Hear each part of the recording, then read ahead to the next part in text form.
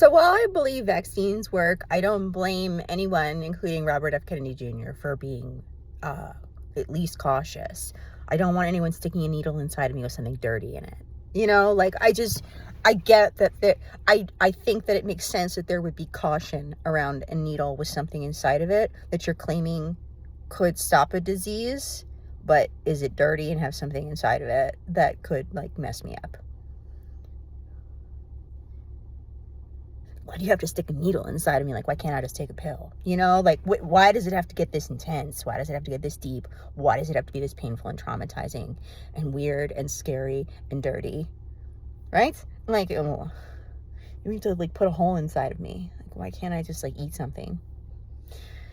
So the way I understand it is vaccines are a way of building the digestive process of the immune system. So you are eating something, but if you put it through the digestive system for the stomach, the acid in the stomach will destroy the stuff inside of the vaccine. So you got to get it right to the immune system. So why can't we snort it? Like, when you get a cold, why can't you just like put it in there and be like, hey, immune system, like pay attention. I can't swallow this, but I need you to like take it inside of you. I don't know. I think it's because the earth is making a sacrifice so that we can live. And so that means we have to also make a kind of sacrifice. And the sacrifice needs to be through a puncturing of the flesh.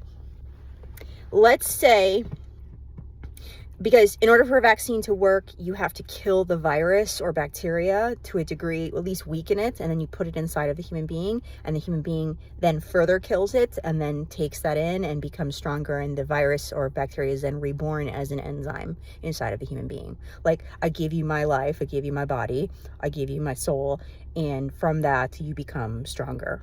We combine forces. But first we have to recognize it's a sacrifice and that there is going to be a fight, because sacrifice is not a something that you should want to do. It should be something that is hard won over time, right? Something that you sort of meant to do. It's got to have like a sense of fate. It's not gonna, because when you talk about want, it sort of turns into like ego and like fun and pleasure and all of that. This has got to be sort of more like what must be done. So the earth gives you her viruses or her bacteria. She makes a sacrifice from her body. So it's like Jesus. And then you're punctured the way Jesus was. But then so is the bacteria or virus. And then it is destroyed within your body. Your body digests it, your immune system. And you become one with the rebirth process inside of you.